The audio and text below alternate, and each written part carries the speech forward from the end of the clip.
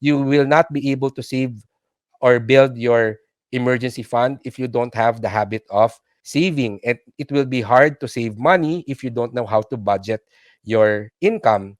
And to budget your income, you have to first start with tracking your expenses. Hey guys, welcome back to the Leadership Stack Podcast, the podcast for entrepreneurs by entrepreneurs to increase your leadership, teamwork, and profits. This is your host, Sean C., aka Mr. CEO at 22.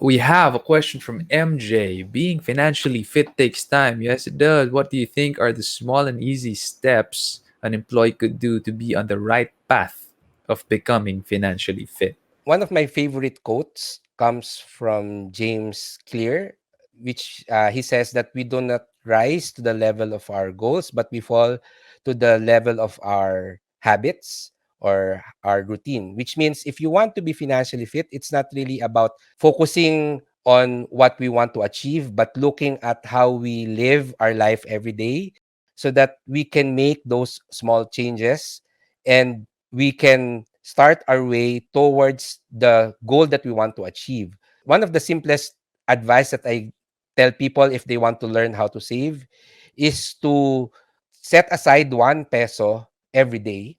So why 1 peso? Because saving 1 peso is effortless. You don't need willpower to save 1 peso. However, if you do it every day, just have a piggy bank at home and you put 1 peso every day there, it will eventually become a habit. So according to studies, it takes around 66 days to form a habit on average. So by 2 or 3 months, it's now something that you do automatically, putting 1 peso on your piggy bank every day. Now, the secret here is that if you can afford to put a larger amount on your piggy bank, then go ahead, do that. You can put in 20 pesos on some days, you can put in 100 pesos, you can put in 2 pesos, whatever amount you put there, as long as you put something there. So the minimum amount is 1 peso, which is something effortless and doesn't really affect much of our budget, right? But by learning that habit, you will realize that slowly you are becoming better at saving money. And before you know it, you will realize there's already a large amount inside your piggy bank. So being financially fit is the same.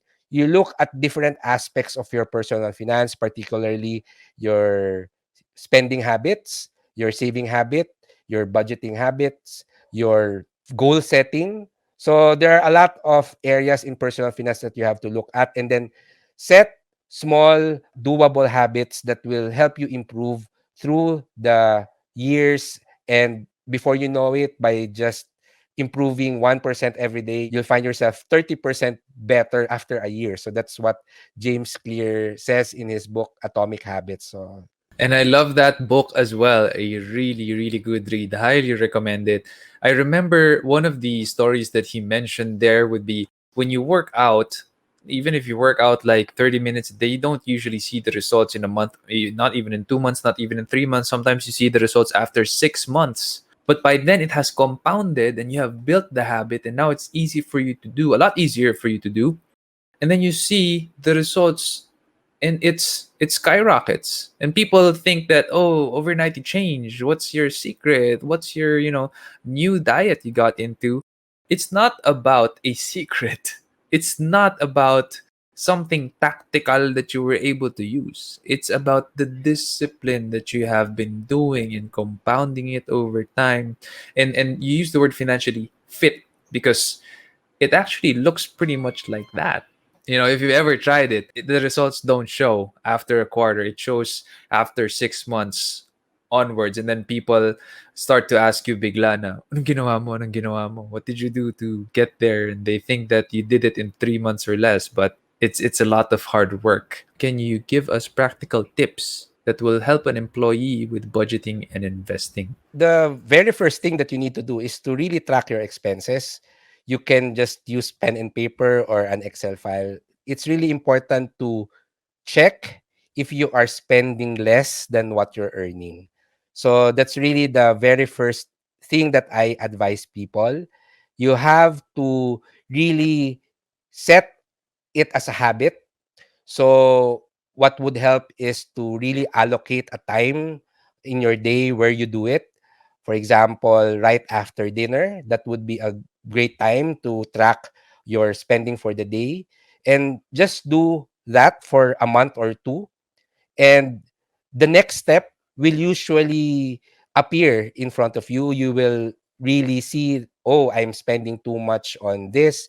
I can probably cancel this subscription, because you realize that you're paying for this and you're not really using it that much. So once you start tracking your expenses, the next step on how you can save money and improve your budget will appear in front of you. So that's really the most practical way to go about this. When it comes to investing, one of the things that I tell people is, before you invest, before you grow your money, you have to ensure that you have financial protection. A lot of people are excited to invest and grow their money, but it's important to save and build your emergency fund first. If you're a breadwinner, you should secure an insurance policy so that your family will be financially protected if ever something bad happens to you. So those are things that you should prioritize before you even think about investing. Having enough financial protection, and the most basic financial protection that we can have is building an emergency fund, which again goes back to our budgeting and saving habit. You will not be able to save or build your emergency fund if you don't have the habit of saving. And it will be hard to save money if you don't know how to budget your income. And to budget your income, you have to first start with tracking your expenses. So the most practical tip that I can give you is just know where your money is going, track your expenses, and it will all go forward from there. Completely agree. Even as a marketer, how I do my craft, I benchmark where the client is. Where are you now? Where's your traffic coming from? How many eyeballs do you have on certain pages? Before we do any planning after that, we have to first figure that entire map out. When you look at a map in the mall and there's a certain place you want to get to, you're not going to be able to get there if you don't know where you are in the map. Kaya napaka-important hanapin muna yung you are here. You have to look for where you are first before you can realize, oh, this is the route I have to take to get to where I'm going. So that's exactly what Fitz is trying to say. First, figure out where you are, what's happening with your money. Then you can figure out where you want to go. Now, we have a question from Pam. Is it a good idea to get insurance at the age of 20 or in your 20s? First of all, insurance, or life insurance in particular, is a form of financial protection. Specifically, it's a form of financial protection for your family or for your financial dependents. So it's a form of financial protection for your financial dependents. So the first question that you need to ask is, do you have financial dependents? Because if you don't have anyone who you support financially, then you don't probably need life insurance at all. It would be better to just start investing and growing your wealth. But if, for example, in your 20s, you have your brother whom you're paying for college, or your parents failed to prepare for their retirement, so they're now financially dependent on you. So, as a breadwinner, then it's important to get insurance. I also tell people that if you are already engaged and you have plans of getting married within a year or two, then it would be also a good idea to get life insurance, because, of course, once you get married, you will probably start a family. Then you definitely have someone who will depend on you. You already have your child, or you already have your spouse who will be financially dependent. So it's a good time to buy life insurance once you are engaged. But if you're single, all the money that you earn is spent on yourself, then you might as well prepare for the future and just invest it.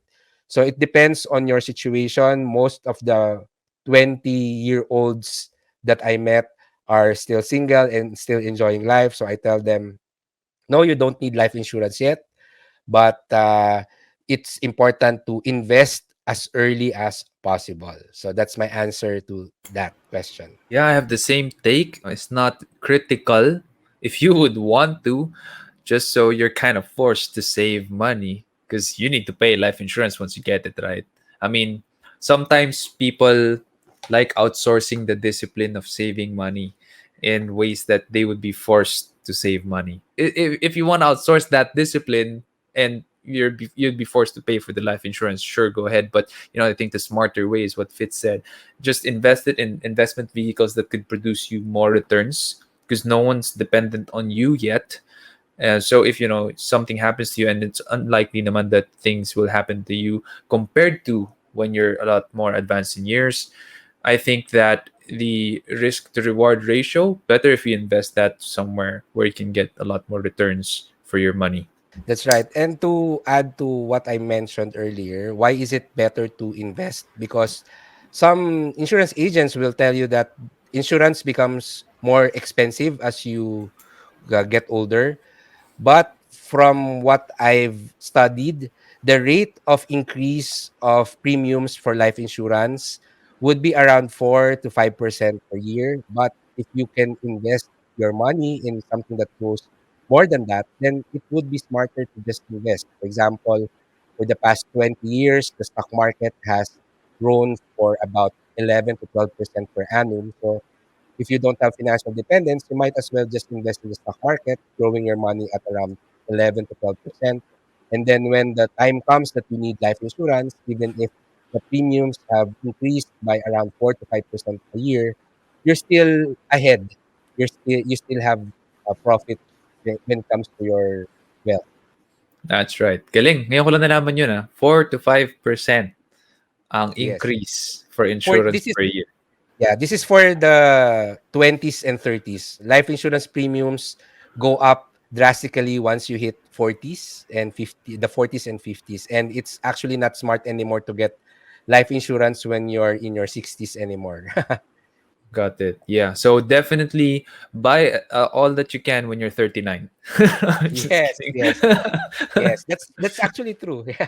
If you guys are wondering how I did it, I bought insurance from the Isle of Man. That's somewhere in Europe, I believe. And that's because the amount I'm insured for is huge versus what I paid in principal. Life insurance here in the Philippines, I found to be too expensive for my taste. So even if the growth there in Isle of Man is nowhere as beautiful as the growth we have here financially, because there it grows like 3 to 4% per annum, but it's a steady growth because it's a lot more steady and a lot more mature in terms of their economy than the Philippines. Here we can get as much as like 10 to 12% if the insurance is invested mostly in equity, but the amount you're insured for, I'm not really happy about it. Like, yeah, it's not that big. So, and I'm buying insurance. I'm not buying an investment. So make that crystal clear. What do you want? Do you want the insurance? Do you want the investment? Dito tayo nagkakatalo when it comes to knowledge. Because if you knew that there's a lot better payout in terms of being insured in another country, you'd probably go for that. But a lot of people don't know that, so they would, a lot of people just go for what we have here in the country. I'm gonna get burned by a lot of insurance companies here for saying that, but that's how I did it. You can do it however way you want. Do something, find something that is passionate for you. Start doing it similarly as you would with any social media. Consistency. Go out there, start recording the first podcast, even though it may not be the best one, and just kind of grow from there. Listen to what your audience is telling you, what they would like to listen to more, and then kind of build content around that.